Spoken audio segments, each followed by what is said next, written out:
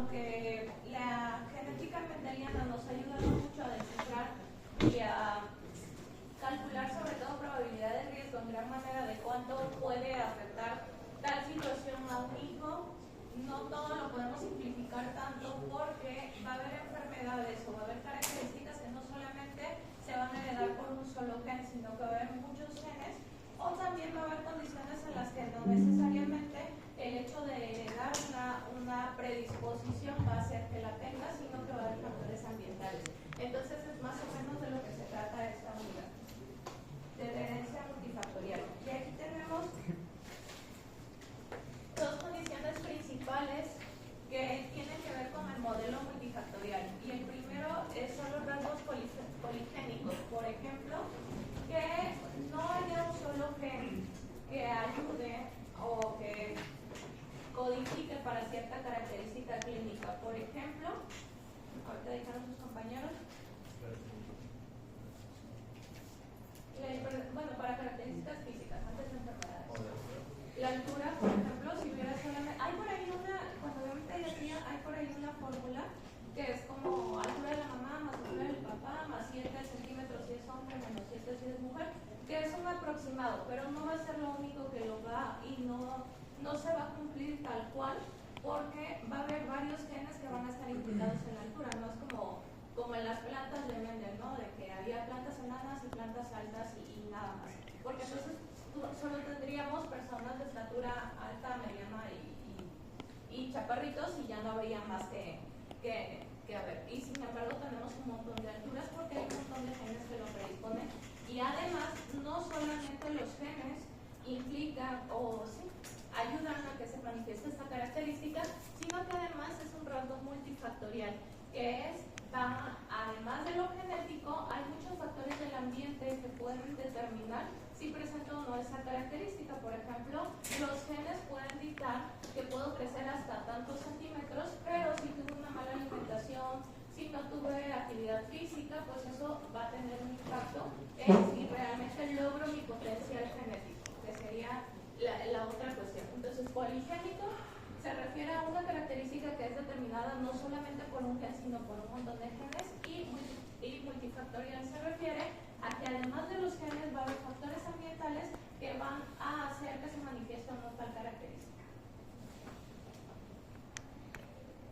Y bueno, ya hablamos de este ejemplo. Si solamente hubiera, como en las plantas de Mendel, A mayúscula sería alto, A minúscula sería bajo, pues entonces tendríamos las posibilidades de ser altos si tuviéramos dos mayúsculas, intermedios si tuviéramos A minúscula, A mayúscula, si fuéramos heterocigotos, y si fuéramos homocigotos para A minúsculo seríamos bajos y nada más. Pero no es así. ¿Qué tal si hubiera dos genes que me predisponen a tener cierta altura? Entonces ya tendría más posibilidades, ¿no? Entonces en vez de 3 alturas tendríamos 9 alturas posibles, que tampoco es así. En cambio, si hay muchos genes y muchos factores ambientales que influyen en la altura, eso va a ser posible que haya muchos fenotipos, entonces vamos a tener muchas posibilidades. Y actualmente se han identificado más de 200 glosses, es decir, más de 200 localizaciones de genes que están implicados en la altura final de la persona, y además sabemos que este rasgo no solamente depende de los genes, sino también depende de otros factores como la nutrición y como el ejercicio, lo que hace que el rasgo de altura sea poligénico y multifactorial. Esto no solamente se aplica para las características, sino también para las enfermedades. Hablábamos, por ejemplo, de que hay enfermedades como la diabetes Moody, que ahí sí se presenta sí o sí, pero hay otras enfermedades como la más común de las diabetes, la tipo 2, mellitus tipo 2, en donde puede haber cierta predisposición, pero esto no hace que se presente en sí. Y entonces, ¿qué es lo que determine que una enfermedad que a lo mejor todos mis abuelos, mis padres tuvieron, y que sabemos que no es un rasgo monogenético que se herede solamente por genética, se manifieste? Entonces, ¿cómo voy a saber o cuáles son las teorías que hay entre qué hace que se presente una enfermedad? Una de las teorías más aceptadas es el modelo del umbral, que dice que las enfermedades se componen, ¿se acuerdan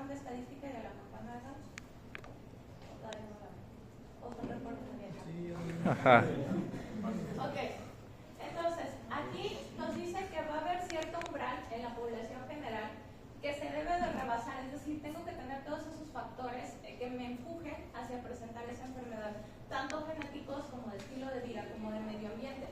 ¿Qué es lo que pasa si yo ya tengo riesgo o agregación familiar para una enfermedad? Entonces me traigo el umbral un poquito más cerca, de tal manera que ya no más necesito un empujoncito para poder presentar la enfermedad. ¿Ok? Les pongo como ejemplo a dos familiares cercanos. Uno de ellos se supercuida, tiene un montón de agregación familiar para diabetes y al final de cuentas, digamos que una etapa de su vida en la que no se cuidó tanto, tiene diabetes. Y otro de ellos es súper dulcero, está cerca de los 80, como si nada. Entonces, ¿qué es lo que nos trae la genética? Pues es ese umbral de susceptibilidad, es decir, ¿qué tanto empuje necesito para presentar o no la condición? Entonces, si la susceptibilidad es alta, o sea, tengo más alelos que me empujan hacia esa condición, pues entonces tengo más riesgo de desarrollar una enfermedad. Pero si la susceptibilidad es baja, es algo que no hay en mi familia, que no se presenta, a pesar de ser multifactorial, entonces tengo que tener más factores agregados ambientales y de mi estilo de vida para poder presentar la enfermedad. Un ejemplo de esto, bueno, puedo ponerlo con diabetes y con enfermedades que son más comunes, pero la estenosis pilórica. La estenosis pilórica va a ser una enfermedad que se va a presentar en recién nacidos y que normalmente va a afectar más a varones que a mujeres. Se puede presentar hasta en 200 varones, pero se presenta en una cada 1000 mujeres. Entonces, se cree que esa diferencia de que se presente más en varones se debe a que el umbral de susceptibilidad de los varones es más bajo. Necesita tener menos factores que lo empujen hacia allá para presentarlo que las mujeres. Ahora, ¿esto qué implica? Que si hay una mujer que tuvo estenosis pilórica, tiene mucha carga multifactorial, o sea, tanto de factores ambientales como de factores genéticos que le empujó a eso, y que por lo tanto las mujeres de su familia van a tener también esa carga y esa mayor predisposición.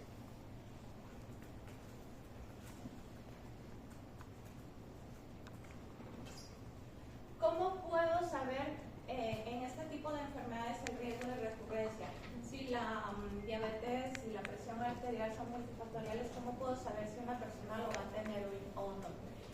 En enfermedades monogenéticas es muy fácil, porque hago mi cuadrito de Punnett y entonces papá, mamá, es homocigoto, heterocigoto y 50% va a tener o no va a tener. Pero aquí no es tan fácil. Entonces, ¿por qué normalmente en este tipo de enfermedades ignoramos a ciencia cierta cuántos genes están implicados en la génesis de la enfermedad y cada vez se van descubriendo más? Y para la mayoría de las enfermedades multifactoriales se han deducido riesgos empíricos, es decir, a través de la observación de grupos afectados, y ahorita vamos a ver específicamente qué tipo de personas. Entonces, los riesgos empíricos van a ser específicos para una enfermedad. Si se acuerdan cuando dijimos en diabetes, si tú lo presentabas, por ejemplo, la tipo 1, que no es necesariamente genética, pero tiene su contribución, entonces hay una probabilidad de tanto por ciento de que lo presentes si tuviste algún familiar afectado. Entonces, eso se saca a partir, y realmente eso se puede traspolar solamente si ese estudio se hizo en tu población. ¿Ok? Que población mexicana, por ejemplo, otra vez para diabetes, pues somos punto y aparte de otro tipo de poblaciones por la dieta, por el tipo de ambiente, etcétera, etcétera. Así como había criterios para enfermedades autosómico-dominantes, para enfermedades autosómicas recesivas, tenemos criterios para herencia multifactorial. Entonces, el primer criterio es: el riesgo de recurrencia es más elevado si está afectado más de un miembro de la familia, porque quiere decir hay más agregación familiar para que lo haya, por lo tanto hay más genes implicados, además del ambiente que compartimos. 2. Si la expresión de la enfermedad es más grave en el probando, es decir, en la persona que presentó la enfermedad y por la que se está estudiando, el riesgo de recurrencia es mayor. ¿Okay? Si el espectro de la enfermedad es más grave, entonces tuvo más alteraciones implicadas, o de las alteraciones que tuvo son de las peores para presentar esa enfermedad. Luego, el riesgo de recidiva es más elevado si el probando pertenece al sexo afectado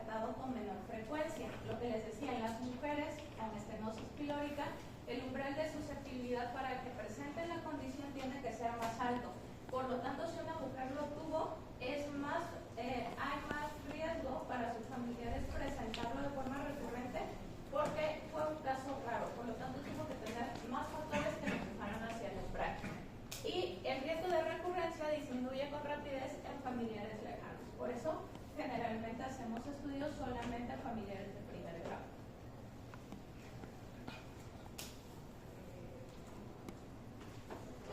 Entonces, ¿cuál es la diferencia entre enfermedades multifactoriales y monogénicas? Pues un montón. La multifactorial va a ser causada por la influencia simultánea tanto de factores genéticos, que puede ser no solamente un gen, sino poligénico, y ambientales, cada uno de los cuales irá sumando un efecto relativamente pequeño. En cambio, la monogénica con heterogeneidad de locus, tipo acondroplasia, tipo Marfan, es un solo gen el que está afectado, pero me va a dar un montón de manifestaciones que pueden producir, con heterogeneidad de locus, como poliquistosis renal, por ejemplo, que pueden producir la misma enfermedad. Entonces, pero va a ser al final de cuentas un solo gen el que la va a estar afectando.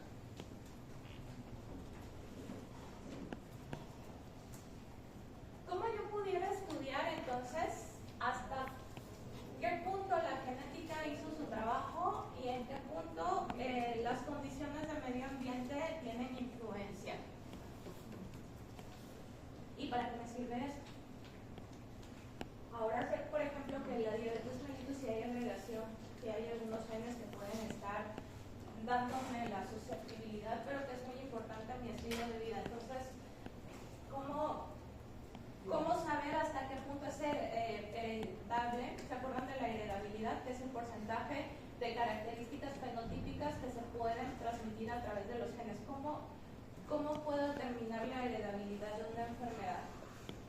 ¿En qué poblaciones puedo hacerlo?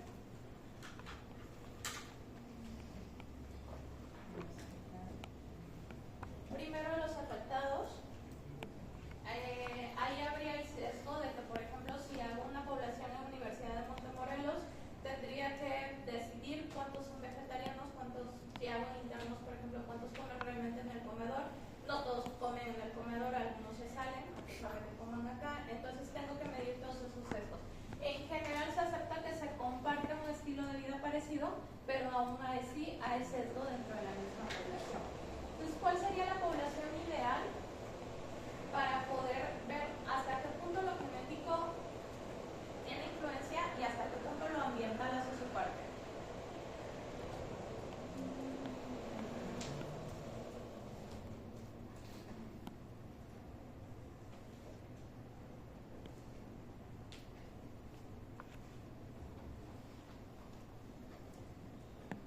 ¿Cuál sería el sujeto de estudio ideal? Les pongo un ejemplo que puede tener que ver o nada que ver. Para determinar, por ejemplo, qué tanto influye la educación, el hecho de que seamos seres sociables en la educación, por ahí del siglo XVII-XVIII se estaba buscando, ¿no? O sea, qué tanto influye el hecho de que seamos seres sociables con el ser humano natural, alguien que parece alejado de todo. Entonces encuentran por ahí al Tarzán de verdad, a Víctor de Bellon, que era un ser humano que creció alejado de todo, que creció en el bosque, y entonces el comportamiento nos dio la pauta de hasta qué punto tenemos que crecer en sociedad para poder educarnos, ¿no? Aquí sería lo mismo, o sea, cómo tienes en blanco qué es lo genético y qué es ambiental. El sujeto de estudio ideal, ¿cuál sería? La persona, ¿no? Serían dos seres humanos que tienen exactamente el mismo genotipo y que crecieran en diferente ambiente. ¿Okay? Eso sería el sujeto de estudio ideal, lo cual no siempre es posible y tampoco, desde el punto de vista ético, tampoco es. Entonces se hace dos tipos de estudios en gemelos y en estudios de adopción, donde el sujeto ideal sería gemelos monocigóticos adoptados que crecen en distintos ambientes. Eso nos podría acercar un poquito más a ver qué tanto es parte genético y qué tanto es ambiental. ¿Y para qué nos sirve saber si una enfermedad aparece más por cuestiones de susceptibilidad genética o más por cuestiones de estilo de vida? Sirve para implementar políticas. A ver, ¿a qué me enfoco más? Por ejemplo, cáncer de pulmón, sí puede haber vías afectadas, puede ser hereditario, si hay TP53, si hay RAS afectado, algunos son protoncogenes. Pero la mayor parte es ambiental y la mayor parte se debe a fumar. Entonces, ¿hacia dónde va mi política de salud pública? Tengo que hacer campañas para que la gente deje de fumar. En cambio, en cáncer de mama, tengo que a mucha predisposición o agregación genética. Entonces, ¿qué hago? Recalco el estudio de antecedentes familiares, hago mamografías a partir de los 40 años y si una persona tuvo cáncer de mama temprano dentro de la familia, entonces adelanto la edad de realización de tamiz. Y esto es con el objetivo de disminuir impacto en salud pública de corte. Para esto me sirve hacer la diferencia.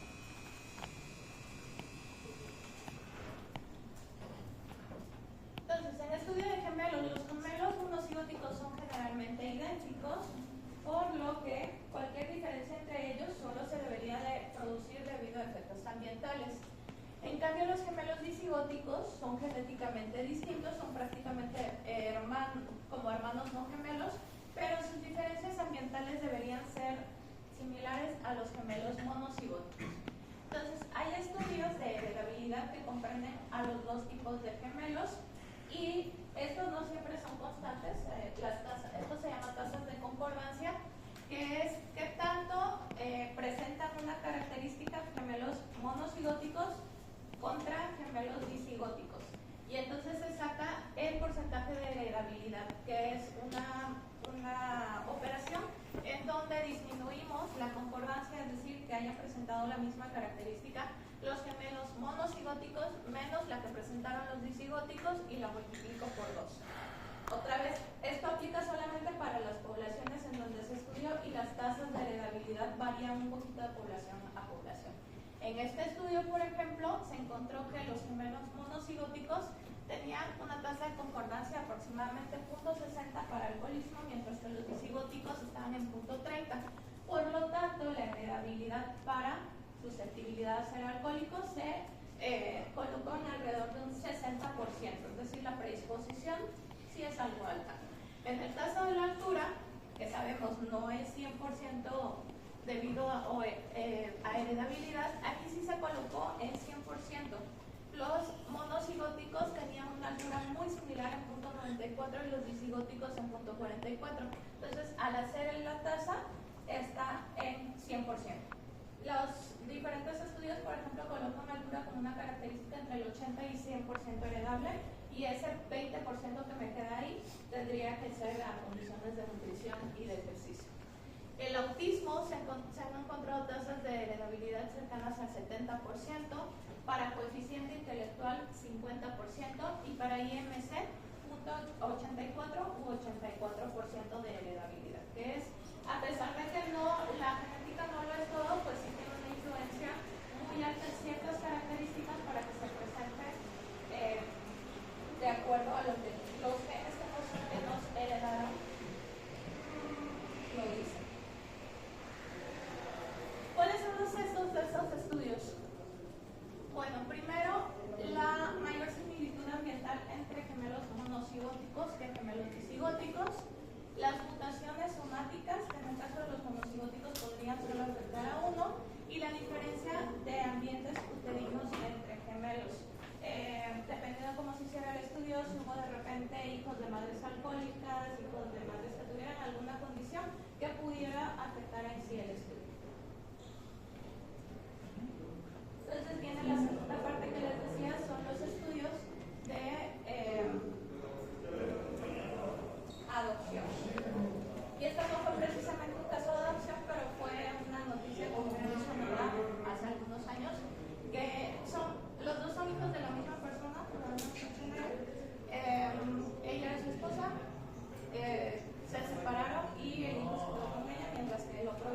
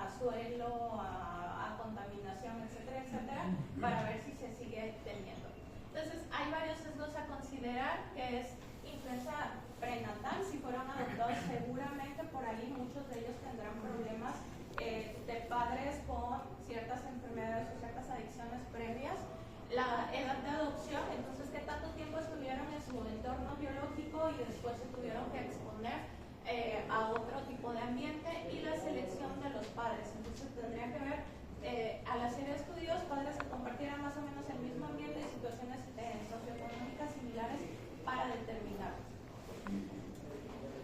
No tiene que ver con eso, pero sí. Cuando recién regresé de dermatología me tocó estar en Baja California Sur por algunos años. Había muchos cánceres raros. En el caso mío, linfomas, casi siempre hay un tipo que se llama linfomas, que es el más común, y lo que más vi allí fue cánceres de nariz, linfomas nasales tipo NK, que son las NK. Y así como que había muchas variantes muy agresivas de los tipos de cánceres. Entonces por ahí hicimos un listado, porque Baja Sur es una ciudad que en general es más como de migración, es poco poblada por habitantes que son de ahí de mucho tiempo, sino es más que nada gente que se fue a trabajar ahí, que por alguna razón hizo familia y ahí se quedó. Entonces, lo que vimos es que la mayoría de los pacientes no necesariamente eran de Baja California Sur, sino eran pacientes que habían migrado por alguna situación, y muchos de ellos, o la gran mayoría de ellos, rebasaban los 5 años en el vida. Entonces, ya en ese caso hay que hacer estudios adicionales para ver qué no lo están causando, pero uno de los antecedentes que ya se tiene ahí es, en su tiempo se explotaron muchas minas y se siguen explotando minas de fosforito y de arsénico. Hay mucha agua contaminada, entonces una población o un lugar para vivir muy bonito, pero sí hay mucha contaminación. La parte central, como es básicamente una isla, en la parte central hay mucha agricultura y hay mucha fumigación,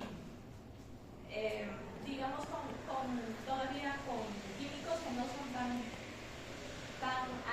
amigables ni con el medio ambiente ni con las personas que lo están utilizando, y entonces todas estas cosas van poniendo su granito de arena para que se presenten todo ese tipo de cánceres que les digo, en general son cánceres muy agresivos, pero hay una alta prevalencia en la población.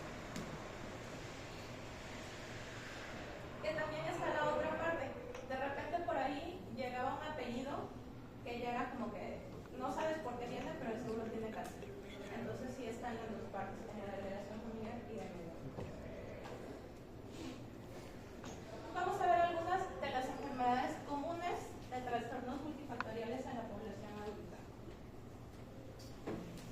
Lo primero que tenemos es la enfermedad cardíaca, que va a ser la principal causa de muerte en el mundo, alrededor del 25% de causas de muerte, casi siempre trombosis al final, pero bueno, hay en sus diferentes variantes, infartos, etcétera. Entonces será la principal causa de muerte, y la causa de muerte más frecuente o por etiología sería la enfermedad coronaria por aterosclerosis.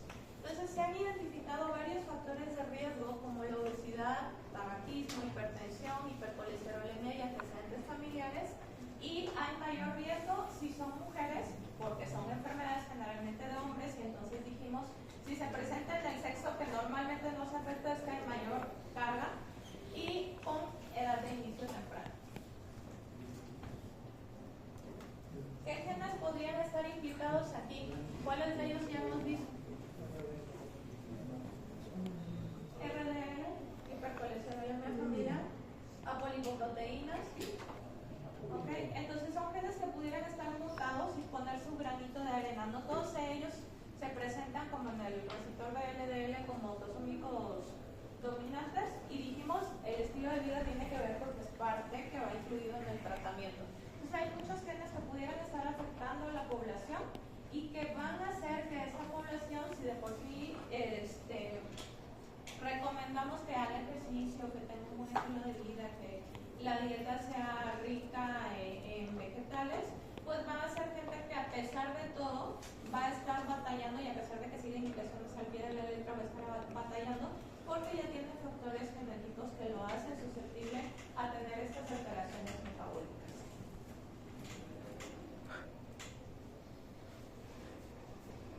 Entonces, se observa agregación de enfermedades cardíacas en familia, y es especialmente fuerte si la edad de inicio es temprana y hay varios familiares afectados. Se han identificado genes específicos para algunos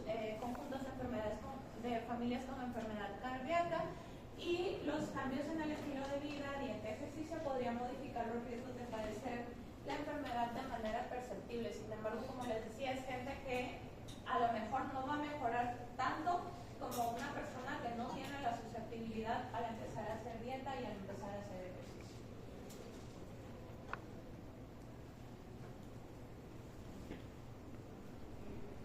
Luego tenemos la hipertensión arterial. En estudios de gemelos, la heredabilidad calculada para hipertensión es entre el 30 al 50%, y hay varios genes responsables, sobre todo de síndromes raros. Ya debieron de haber visto, ¿no?, cómo se clasifica la hipertensión. Si es primaria, si es secundaria. Entonces dijimos que secundaria ¿a qué?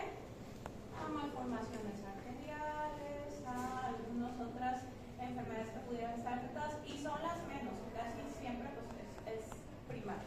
Entonces, han señalado que hay regiones, los escáneres clínicos, que hay regiones que pueden contener genes que tengan o no den susceptibilidad a padecer hipertensión arterial.